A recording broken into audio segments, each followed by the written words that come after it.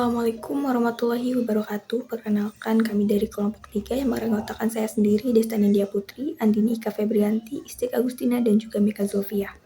Pada kesempatan kali ini, kami akan mempresentasikan penelitian kami yang berjudul Politik Ketenaga Kerjaan dalam Sistem Outsourcing di Kawasan Industri Modern Cikande, Kabupaten Serang. Penelitian ini membahas sistem outsourcing atau alih daya yang berkembang di kawasan industri modern sebagai strategi efisiensi dari perusahaan. Outsourcing ini memungkinkan perusahaan mengalihkan sebagian pekerjaan mereka kepada perusahaan penyedia tenaga kerja atau vendor, sehingga perusahaan dapat lebih fokus pada kegiatan intinya. Tetapi dalam praktiknya, sistem ini tidak hanya berdampak pada efisiensi, tetapi juga menimbulkan persoalan ketenaga kerjaan seperti ketidakpastian kerja, kontrak jangka pendek, perbedaan status pekerja, hingga lemahnya perlindungan tenaga kerja. Kawasan industri Cikande ini tuh dipilih karena merupakan salah satu kawasan industri modern strategis di Kabupaten Serang. Halo, saya Andini Febrianti, di mana saya di sini akan membahas mengenai bagian teori, kajian pustaka, dan juga dalam metodenya. Nah, di sini penelitian ini di mana menggunakan teori sistem hubungan industrial dari John T. Dunlop. Nah, di mana dalam teori ini hubungan industrial merupakan suatu sistem yang terdiri dari 3 aktor utama. Nah, 3 aktor utamanya yaitu yang pertama ada pemerintah, perusahaan, dan pekerja. Nah, dari ketiga inilah berinteraksi dalam suatu konteks tertentu, memiliki aturan kerja dan juga dipengaruhi oleh distribusi kekuasaan. Nah, di mana dalam penelitian ini juga yang pertama, pemerintah itu direpresentasikannya oleh Dinas Ketenaga Kerjaan di Kabupaten Serang.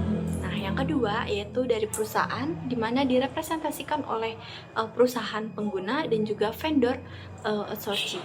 Yang ketiga yaitu dari pekerja direpresentasikan oleh satpam outsourcing dan juga dari karyawan pabrik outsourcingnya sendiri. Nah, di mana juga dalam kajian pustaka menunjukkan bahwa outsourcing itu merupakan pengalihan pekerjaan gitu, yang dimana kepada pihak ketiga, sehingga hubungan kerjanya ini jadi nggak langsung gitu. Nah, di sini juga Dinasker menyebutkan bahwa outsourcing dahulu itu dikenal sebagai pemborongan pekerja, namun setelah adanya regulasi cipta kerja, istilah ini jadi digunakan menjadi alih daya gitu, udah berubah. Nah, dalam penelitian terdahulu juga menunjukkan ada beberapa temuan penting nih, di mana dalam jurnal Sialagan tahun 2025 dia menyoroti kontrak mengenai outsourcing yang bisa menimbulkan ketidakpastian hukum jika perlindungan pekerjanya ini lemah. Yang kedua itu ada dari jurnal Kusuma tahun 2005 menemukan bahwa adanya fleksibilitas regulasi pasca cipta kerja ini dapat meningkatkan kerentangan pekerja gitu.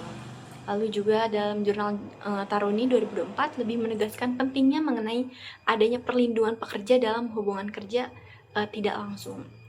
Lalu juga dalam jurnal Astriana tahun 2016 lebih membahas mengenai pengawasan pekerjaan di kawasan Cikande yang dimana yang masih menjadi banyaknya persoalan gitu.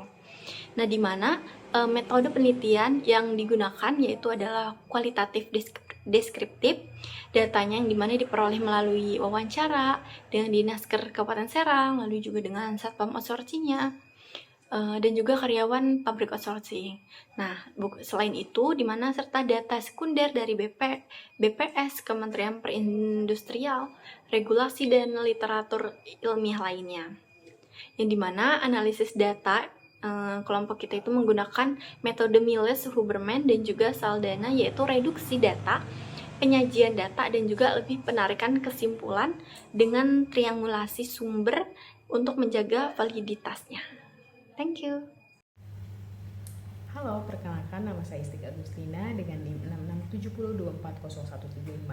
Hasil penelitian menunjukkan bahwa praktik outsourcing di kawasan industri modern Cikande melibatkan 4 aktor yang saling berinteraksi, yaitu pemerintah, perusahaan pengguna, vendor atau yayasan, dan juga pekerja outsourcing itu sendiri. Nah, aktor yang pertama adalah perusahaan pengguna, di mana perusahaan memiliki posisi yang cukup dominan karena mereka lah yang menentukan kebutuhan tenaga kerja serta menggunakan sistem outsourcing ini sebagai strategi efisiensi agar dapat lebih fokus pada kegiatan inti perusahaannya. Nah, lalu adalah aktor yang kedua adalah vendor, yaitu atau yayasan yang mana berperan sebagai perantara antara perusahaan dan juga pekerja, di mana vendor sendiri bertanggung jawab dalam proses rekrutmen, penempatan kerja, pengelolaan kontrak, hingga pembayaran upah. Nah, dengan begitu hubungan administratif kerja berada di bawah vendor. Nah, meskipun pekerjaan sehari-harinya sendiri dilakukan di perusahaan pengguna. Gitu. Lalu adalah aktor ketiga, yaitu adalah pemerintah, yang dalam penelitian ini kami merepresentasikan oleh Dinas Ketenagakerjaan Kabupaten Serang, di mana Disnaker sendiri menjelaskan bahwa saya memiliki fungsi pencatatan perusahaan, perusahaan outsourcing, lalu juga pembinaan, monitoring, serta mediasi apabila terjadinya perselisihan hubungan industrial. Nah, tapi kewenangan penindakan terhadap pelanggaran ketenagakerjaan berada pada pengawasan ketenagakerjaan tingkat provinsi itu sendiri. Selain itu juga, pelaksanaan pengawasan masih menghadapi keterbatasan sumber daya dan juga anggaran. Lalu aktor yang keempat adalah pekerja outsourcing itu sendiri. Biasanya adalah seorang OB ataupun satpam yang menjadi pihak yang paling terdampak oleh kebijakan dan juga hubungan kerja tersebut, di mana para pekerja memang sebetulnya sudah memperoleh beberapa hak seperti kontrak kerja, lalu juga upah, THR, serta BPJS dan sebagainya. Namun pada implementasinya belum sepenuhnya juga merata, di mana penelitian yang kami temukan juga adanya perbedaan yaitu tingkat upah, keterlambatan pembayaran gaji, serta ketidakadaannya BPJS ketenagakerjaan yang memang belum dipenuhi begitu. Lalu selain itu juga yang memiliki dampak adalah sistem kontrak kerja jangka pendek yang menyebabkan pekerja menghadapi ketidakpastian kerja juga, dimana meskipun pemutusan hubungan kerja telah diatur dalam peraturan yang berlaku, keberlanjutan pekerja outsourcing itu sendiri masih sangat bergantung pada kebijakan perusahaan pengguna dan juga vendor itu sendiri. Mungkin itu. Terima kasih. Selanjutnya, berdasarkan hasil penelitian yang telah dipaparkan, dapat dilihat bahwa sistem outsourcing di kawasan industri modern Cikande tidak hanya merupakan mekanisme penyediaan tenaga kerja, tetapi juga mencerminkan adanya relasi antara pemerintah, pengusaha, perusahaan, vendor, dan pekerja dalam sistem hubungan industri. Dan jika dianalisis menggunakan teori sistem hubungan industrial John T. Dunlop, terdapat 4 unsur utama yang dapat dilihat, yaitu aktor, konteks, aturan kerja, dan juga hasil hubungan industrial. Yang pertama, dari sisi aktor sendiri itu, dalam penelitian kita ini terdapat pemerintah yang diwakili oleh Dinas Ketenagakerjaan Kabupaten Serang, yang mana perusahaan pengguna tenaga kerja, yayasan, atau vendor outsourcing serta pekerja outsourcing itu tuh masing-masing aktornya itu memiliki peran yang berbeda. Kayak pemerintah berperan dalam pencatatan, pembinaan, monitoring, dan juga mediasi. Perusahaan berperan menentukan kebutuhan tenaga kerja dan standar pekerjaan. Vendor sendiri bertanggung jawab terhadap rekrutmen, kontrak, penempatan, dan juga pengajian. Sedangkan pekerja menjadi pihak yang menjalankan pekerjaan secara langsung di lapangan. Dan kedua, kalau dari sisi konteks sendiri, praktik outsourcing itu berkembang di kawasan industri modern Cikande yang merupakan salah satu kawasan industri terbesar di Kabupaten Serang dengan jumlah tenan yang besar dan juga puluhan ribu tenaga kerja. Kebutuhan perusahaan terhadap tenaga kerja yang fleksibel juga menjadi salah satu alasan utama penggunaan sistem outsourcing, dan hal ini tuh menunjukkan bahwa kebutuhan produksi dan juga efisiensi ini menjadi aktor penting dalam pembentukan hubungan kerja di kawasan industri ini sendiri. Dan yang ketiga, dari sisi aturan kerja, penelitian kita tuh menemukan bahwa hubungan kerja outsourcing itu telah diatur melalui kontrak kerja yang mana sistem pengupahan, pemberian THR, BPJS, serta mekanisme penyelesaian perselisihan secara normatifnya ini, pekerja outsourcing memiliki hak yang sama untuk memperoleh perlindungan ketenaga kerjaan sesuai dengan regulasi yang berlaku. Namun dalam praktiknya masih ditemukan variasi dalam pemenuhan hak-hak tersebut. Dan juga hal ini tuh terlihat dari hasil wawancara dengan pekerja Sapam outsourcing yang menyatakan bahwa dirinya sendiri itu telah memperoleh BPJS dan THR serta menerima upah yang relatif sesuai dengan ketentuan yang berlaku.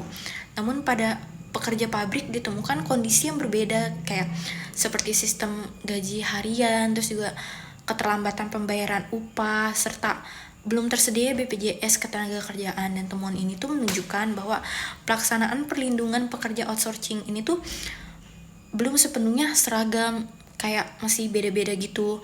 Terus yang keempat, kalau dari sisi relasi, kuasa penelitian kita tuh menemukan adanya ketimpangan posisi antara pekerja dengan perusahaan maupun vendor, dan pekerja itu umumnya tidak mengetahui secara rinci isi kontrak kerjasama di antara perusahaan, pengguna, dan juga vendor, yang mana mereka tuh hanya mengetahui jumlah upah yang diterima tanpa memahami mekanisme pembagian nilai kontrak yang lebih besar. Dan kondisi ini tuh menunjukkan adanya asimetri informasi yang menyebabkan posisi tawar pekerja menjadi lebih lemah dibandingkan dengan pihak perusahaan dan juga pihak vendor.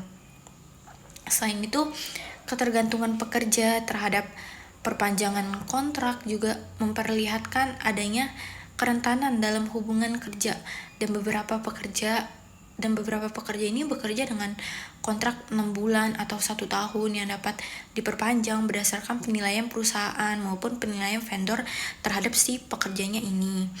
Akibatnya pekerja sering kali berada dalam posisi yang nggak memiliki kepastian kerja jangka panjang, kayak kita nggak tahu kontrak kita bakal dilanjutin atau tidak oleh perusahaan atau vendor. Dan dari perspektif ekonomi politik sendiri, kondisi ini tuh menunjukkan bahwa manfaat outsourcing ini tuh cenderung lebih besar dirasakan oleh perusahaan dalam bentuk efisiensi, biaya, fleksibilitas tenaga kerja, dan juga kemudahan administrasi. Sementara itu, pekerja memang memperoleh kesempatan kerja, tetapi masih menghadapi berbagai risiko seperti ketidakpastian kontrak, keterbatasan perlindungan sosial, serta perbedaan hak dibandingkan dengan pekerja tetap. Mungkin sekian presentasi dari kelompok kami, kurang lebihnya mohon maaf. Wassalamualaikum warahmatullahi wabarakatuh.